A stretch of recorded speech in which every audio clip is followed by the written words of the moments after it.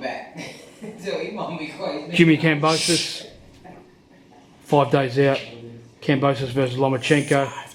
Lomachenko versus Kambosos, however you want to call it. How are you feeling firstly, and pumped for another massive mega event? 100%, mate. First and foremost, what an event. What an event that Team Cambos' Ferocious Promotions has brought back to Australia. This is an epic event. How do I feel? Relaxed. The team, the vibe, the energy is great. We're in this beautiful home. And you know what? Sunday, May 12th, we're just around the corner. And we're looking forward to this. This is a historical event. This is legacy at its best. People talk about the best fighting the best. Your son's been in there with the Lopez's, the Haneys twice, now the Lomachenkos. 3 massive big names in the 35 and the 40-pound division. You would have to say you're a very experienced manager and very experienced team leader when it comes to this level. Does that play a telling factor this Sunday and even during fight week, heading into such a big fight like this? Oh, definitely. Look, the manager's role is so critical and crucial. I mean, you talk about fighters in the ring going through the rounds and copping the shots. I mean, behind the scenes, I cop the shots left, right and centre. And I do more than 12 rounds. This is a 3, 4, 6 month build-up from the time that I sit down and, you know, plant the seed into promoters' heads like Bob Arum and Lou DiBella about, you know, Kambosos, Lomachenko in Australia, to the point where we start to throw some figures at each other and start negotiating, to the point where basically every moving part in this event, as we're partners, and George is the way it's structured, and then you've always got problems leading up to the fight as it gets closer. And the thing is, a manager's job is to handle that and make sure that the team is calm. George is obviously, he knows what I'm like. He knows that I handle that. I stay on top of everything. And I don't miss a beat, mate. And the simple thing is, I wear 7 different hats pretty much throughout. 6 months out, 4 months out, 3 months out. And right up until fight day and after the fight, I'm still wearing those 6 or 7 hats. So my job is very important in regards to having a structure for the team and pretty much coordinate everything in regards to how everything runs smoothly and well. A lot of people have said it in the media this week. Even some people in your own team have said it. This is the best they've ever seen George Kambosos, the fittest, the fastest. You know him better than anyone. Do you see what you see in George now? Does it remind you of a little bit before Lopez? Well, first of all, this is the best camp I've ever seen George in. The fittest? The fittest. It's the strongest I've ever seen George, the fastest. His mind is so clear, clean tails. The team that we've got, the trainers we've got, Anton Karushin, the lead trainer, has been working for George for months, right? Ramon Matthews comes in straight after the Haney Garcia fight. Just the whole build-up's been fantastic. The sparring that we brought in from overseas, all international level guys at the highest level. This is the highest level that you can basically talk about in Australian boxing. Lomachenko, Kambosos, Lomachenko. So George is looking very clear. His skin's glowing. His weight's great. We've got our dietitian who's obviously monitoring all that. He can't believe where George is sitting right now, presently 5 days out. So when you compare it to Lopez, that was a great camp. And victory, you can tell how George shone through in that fight. This is even better. Miles better. Do you see that, like, against Lopez, that you've just come off Selby, big win, IBF World Title Eliminator lightweight. Yeah. Bay before that, 2 fighters back-to-back. Then Lopez, they gave him no chance. Well, some people did, we did, but they gave him no chance, back against the wall. You've come off the 2 losses to Haney, you know what I mean?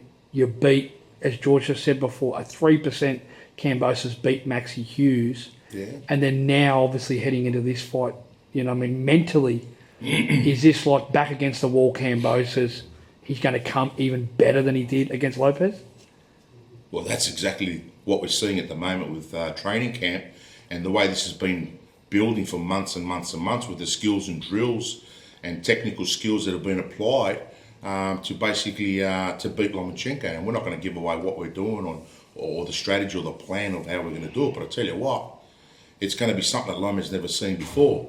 And, you know, comparing all those fights, yeah, they've been epic fights at the highest level. And yes, you do, you know, in boxing, as much as everybody wants to protect that bloody O, you know what, protecting that O is boring these days. I think having a loss and then fighting the best and giving the fans what they want, that's probably more entertaining. And the best lose, George Kambosos is one of the best he's lost. But, you know, there's no disappointment in that. I mean, Lomachenko's lost. Haney's lost controversially, obviously, you know, obviously with Garcia's, we'll get to that, yeah. Garcia's results. Lopez has lost, and a lot of greats have lost. But you know what? They all get to fight each other, and you know what? Give the fans what they want. Maxi Hughes, yeah. But you know what? Let's see how this plays out on Sunday, and then we'll elaborate a bit further on the Maxi Hughes fight and, you know, how we kind of wanted this to play out, and we're not going to. And I'm not giving that away right now. George has spoken about retiring Lomachenko. He feels that, you know, I mean, Lomachenko sort of said in some other channels and some media that's come out this week that, you know, I mean, he understands that he's coming to the end of his career. George is not at the end of his career. He's even George has spoken about, you know, he feels that he can be the first man to stop him. Do you believe George can stop this guy on Sunday? Well, first and foremost, you know, the victory is by any means, and getting that W against your name is the most important. And obviously goes a decision, obviously Cambos' decision. But the thing is, if you stop a great man like that, well then, yeah, 100%. I mean, it really cements your legacy in regards to who you are. And obviously, you know, but that's not what training's been about, is to go in and, you know, stop the man. Training's been about making sure that you're in the mix with Lomachenko every round, and it'll play out as it rolls. But the thing is, yeah, George is capable of stopping him, but I'm not going to make that call. I'm just happy that, you know, we're just pushing for a victory. Moving on from that, Jim, and when we look at this fight for the vacant IBF title, the WBO is vacant, the IBF is vacant. We'll get to Gervonta and Shakur in a minute. Shakur, the WBC, and obviously the WBA, Gervonta. A win here over Lomachenko. Once again, these massive big names with Gervonta start to come into the picture. Do your team and that sort of look at that?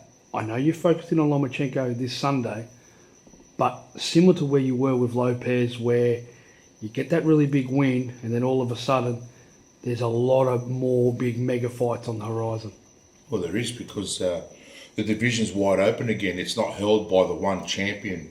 You know, we're back to four belts to be fought for. You know, the four bodies are pretty much there for the taking and then unifying. So, yeah, you got Gervonta, WBA, and obviously BC's Stevenson, IBF lightweight. Is vacant, so that's going to be fought for this Sunday. And the BO is it Navarrete? No, it's vacant. Vacant as well, but I think is Navarrete not fighting for that soon? I think so. Yeah, I think he's coming up fighting for it. So, look, everyone's going to look at try to unify, but the thing is, Lomachenko, Cambos, Lomachenko, that's what we're focused on. And I'm sure moving forward, we'll look at those options of what's best. But so would Lomachenko, and so would all the top rank and everyone else. They'll do exactly the same. I'm sure there's a plan with the promoters of both fighters, Developer Entertainment and Top Rank, with either of their fighter getting the result. We're confident we'll get the result, but we haven't looked past this fight at this point in time. But it's great. The division's wide open again to start unifying and some big money fights in the US and even in Australia, because we've shown we can bring the big fights here in front of big audiences. Gervonta Davis versus Frank Martin, June the 15th, Amazon Prime Video in conjunction with Gervonta Davis Promotions and PBC. We got to see Frank fight last year in Las Vegas at the Cosmopolitan against Harut Yanyan. I the watched German that fight, guy. Your thoughts on, Gervonta's last fight against Ryan? Yeah. Obviously, different circumstances to what Devin Haney went up against, but your thoughts on Gervonta fighting this version of Frank Martin right now, and is Frank Martin ready for Gervonta Davis? No. I saw that fight when when Frank fought the Armenian guy, Arutyanyan. Nunan or whatever. I saw that, and the Armenian was like, he was a B- kind of guy, and he was winning that fight throughout probably up around about 6-7 rounds. I had him in front, and I thought, wow, this guy's going to actually upset Martin tonight. And Derek James, he was basically throwing out all the instructions he could at Martin, and Martin wasn't sort of like really following Derek's instructions. But then the Armenian started to gas, and I think Martin came on. But Gervonta's not that kind of guy. So personally, I think Gervonta's going to do a job on him, and he'll probably do a job. Probably won't even go past 6 or 7. Really? Yeah, it's just going to be one of those. Gervonta's, he's just going to hunt you down. He's just going to hurt you. And I don't think Martin can handle the pressure that Gervonta's going to bring. And it's just going to be like anything, like just like a can of, spray, the zapping things, and it'll be over. I believe that, and that's the way I see it. My own personal opinion. When you look at, there's so many, and it's incredible in boxing right now, all the different names between 35 and 40, and your son and Vasiliy are obviously right in there. Tank, we say, is probably the superstar. Some people say he's even the face of boxing. He's going to fight Frank Martin, who you just said then, against Arutyanyan. Probably he's not ready for this Gervonta Davis fight. Without Gervonta Davis looking too far ahead of himself, who do you want to see Tank in there with? You guys have been in there with Lopez, Haney, now Lomachenko. Who do you want to see? Do you feel Tank has been in there with the big guys yet, or not really? No, he's probably been in there with the guys that are sort of like on the cusp of being the bigger guys. He hasn't taken that step up purposely. I believe he wants to protect that Owen. He just doesn't feel like he needs the challenge. The money's so great for Tank. He earns a lot of money. He gets a lot of bums on seats, but he hasn't taken that next step up like the lights of Haney, Cambos, Lomachenko, Lopez as well. Who would Davis best fight next? Obviously, getting past Frank, because he says these guys like Shakur and Haney, and these guys are on his list, but are they really? Well, I don't know. He hasn't shown that they're on his list. We don't know that at the moment because he's not fighting any of the guys at this level. So it remains to be seen. I'm not going to say much on my end because we've got to fight to concentrate, but far out, George Kambosos Davis would be a cracking fight. But I'm not going to put George in that mix right now. I don't know. Shakur and Gervonta would be a great fight. Gervonta and Lopez? Yeah, at 140. Yeah, 100%. Look, there's many ways you can look at it, but really, at the end of the day, it comes down to what Gervonta wants to do. If he wants to challenge himself and go that next level, well, then obviously he can pick and choose and make those fights happen. But what's his record at the moment? It's whatever it is, it's undefeated. But the thing is, he hasn't gone to that level yet. He sat Cruz, give him a hell of a fight. Garcia, obviously, he caught Ryan with a body shot and he executed well with that. But I don't know. I suppose we'll have to wait and see on that. See how he goes with Frank. I believe he beats Frank and beats him well. But it'd be good to see him against Lopez and the Stevens if he stays at 135. I don't know.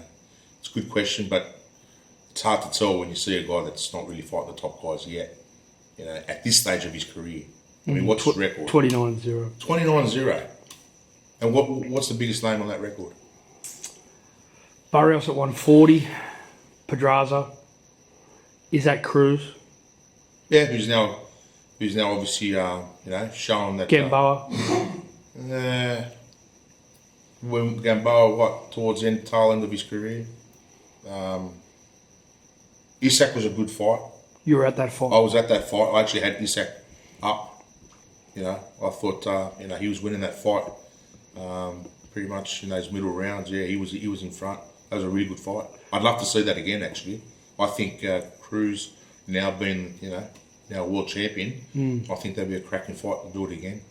Your thoughts on Isaac Cruz and Rollies there 4 weeks ago? It was a big fight on the co-main of Zoo. Yeah, Rolly just didn't know how to control Isak's pressure. He had no idea, basically, on the back foot there trying to fight, the people coming forward and stuff like that. And, Isak was just too strong for him. And, he just didn't have a game plan for that, He just, I think Rolly was just trying to be too showboaty. But then, Isak deserved that win, and he showed that he's strong, he's a tough guy, and he's an entertainer. He'll fight anyone. Mexicans love him. He's a fan favourite, and is he scheduled for his? There's no announcement on his next fight, is there? Isaac Cruz is going to fight Joey Valenzuela on the August the 3rd card. Oh, okay.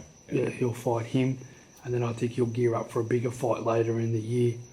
Yeah, I'm not sure if Tank will fight him later in the year. It could be on the cards, but Tank's spoken about he's still after these guys like Devin.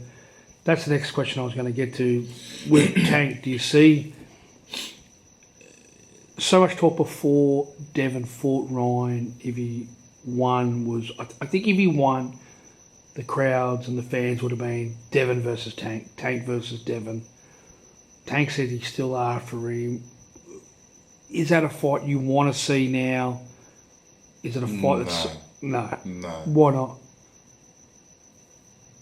Well, obviously, we saw what happened to Devin, and obviously there was performance-enhancing drugs to basically to see what shots Devin took in that fight.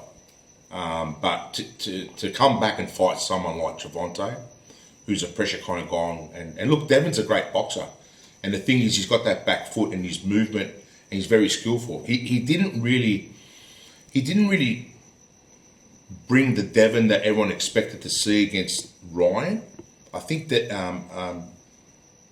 Devin just wanted to fight in the middle of the ring. That's what he wanted to do, and that's great. Everybody wants to see a fight in the middle of the ring and a war, but the thing is, Garcia, he did peg him with those left hooks, but obviously there was a lot more power there than unusual power because of the positive tests at the moment, the alleged tests. But I'd be, if I was Devin's team and Bill, I'd be looking at more at Sandor Martin as his next opponent. Yeah, he's not going to come straight up against a Tank. No. Does that fight sell now, Jim? Which one? Tank versus Haney. Now? No, that fight always sell. Yeah. That fight always sell. They're big names, and everybody would love to see that. No matter what, no matter what, that'll sell. But I don't think that's not a smart move. You got to come back from something, and you want to take the better road. Take a bit of a hit on your dollars. I mean, and sort of reset at certain level again. Have that fight, get that confidence, know that the body and everything feels good again. Fix a few things if the team feels like there's something that needed to be fixed. Forget Garcia right now with the testing. I'm sure Devin's team probably would be looking at things as well and thinking, well, okay, we didn't actually execute the way we wanted to. So yeah, fix a few things, but no, I wouldn't go Davis. I'd go Martin more than anything, Because look, everyone will say, "Oh, Haney fight Lopez or fight Davis." It's a big, these are guys that come at you. And they're punchers too. These guys can punch, so I wouldn't take that. No. Do you think the plan also, with Top Rank being with Lopez, They've worked with Haney before. That's a potential roads leaning to Lopez and Haney. Yeah. Which comes back into Yeah. a Kambosos twist as well, where, he's beaten Lopez, Yeah. fought in Haney twice. Yeah. It's kind of we're starting to get the cogs on the wheel are starting to turn where all these guys are fighting each other, you know what I mean? Devin's taken a loss, your son's taken a loss, Lopez has taken a loss, Loma's taken a loss. Yeah. Tank, we don't know yet. Well, that's what I said because earlier. he hasn't been into that mix yet. That's what I'm saying. That's what I said about Tank. He hasn't been in that mix, and we don't know when he's up at that next level. He's only getting the guys at the cusp. Even Shakur. Shakur, well, he outprices himself and then blames everybody bar himself. Instead he wants the big dollars, where you should take the lesser dollar and just fight, mate. And then once everybody sees your worth, you can negotiate your worth, but don't sit there and think that you're worth a lot more money. And then you can't get the deals done, and then all of a sudden there's no fight, and then you blame the world. He's a different story altogether. But yeah, look, this is the 135s, the 140s, guys moving up to 140. All of a sudden the 140 division's getting nice and hot now, whereas the 135 was, they're all going up. They all should really embrace it and be lucky. There's so many big names in there. Well, yeah, it's a very, very formidable division, the 135 and the 140, and any of these guys can easily move up and down and fight each other, and you can even do fights at catch weight if you really wanted to. But the thing is, it's initially they're talking about the four kings back in the day. In the lightweights. Well, I think the same thing still applies. There's more than four kings. It's a hotly contested divisions, both those divisions. So, yeah, but the Lopez's and the Haneys, the Garcias, the Camboses, look, mate, it's just hard to tell. If everybody wants to fight each other, well, then say, you know what? That's the best thing about it all. I always go back to the fans. I always like to see, like the fans get what they want. And the thing is, if everyone's fighting each other and not worried about their rows, guess what? You're going to get the fights that everybody wants to see, and no one's going to care about their losses anymore. They're just going to want to fight. It's a promoter's dream because the promoters can make the fights they want, rather than the managers turning around and saying, well, no, we won't take that fight. And, the trainers are obviously in their ears going, no, we won't take that fight. It's a promoter's dream, and it's a fan-friendly thing as well. If everybody fights each other, win, lose, whatever happens, mate, that's just boxing. So. Getting on to another name, and before we end this, is Shakur is one where you've seen him face to face. You and him actually exchanged some words after the Maxie Hughes fight. You've seen your son sort of really, when it comes to Twitter, really touched him up really, really bad on Twitter. Yeah. Is there a bit of Is there a bit of Is there a bit of animosity between the Camboses and Shakur, or is it more that you guys look at Shakur and say, Shakur, you haven't fought the calibre that all these other guys were sort of all fight each other, you're still not in that sort of regime yet? There's no animosity. As much as you think, people may think, oh, look what's going on, there's animosity between fighters. There's no such thing. At the end of the day, these guys get together and you see, they all want to fight somehow, somewhere, but Shakur, he was in our face after the Oklahoma fight, but look, he's a top-ranked guy. Top Rank would have loved to see him there. They obviously had him there. Everyone was expecting George to beat Maxie, and the thing is, Shakur was there ready to make a bit of noise again and sort of like build his brand and get a little bit of traction. I mean, that's what Shakur's doing at the moment. He's doing a lot of tweeting. He's doing a lot of, putting himself out there and wanting to fight the guys. But why isn't he getting the right fights? Is it because I believe he's just outpricing himself? Wasn't there a great opportunity for him to fight Devin? I don't know what the split was, but yeah, I mean, look, yeah. Do you respect how good he is, though? He's very good. No, he's good. I mean, no one's challenging his style. He's very talented. It would be nice to see more of him in the 135s against some of the elite guys.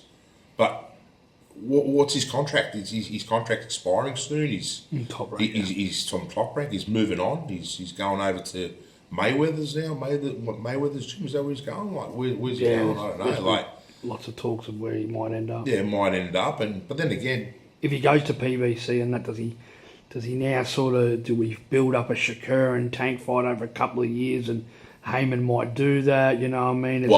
Is it going to be harder to see Shakur versus Lopez? well, I think it's hard to see it right now, because they're not fighting each other. But I don't know if he goes over to PBC. PBC, obviously, you know, they will control, and you probably will see Shakur and Davis fight each other at PBC, you know. I mean, it's a great fight. I believe it's a great fight. But will Al do that with both his guys, you know? Like, I mean, I don't know. At the moment, we've got Kambosos and Lomachenko. And really, that's what I've been zoned in for a long time. And I know there's a lot of noise behind the scenes, but I'm just staying focused on what we're doing, and we just want to get the result, and then we will start to question some of those names as well moving forward, because everybody wants to start unifying. But right now, we're just focused on winning that IBF against the Vasiliy Lomachenko.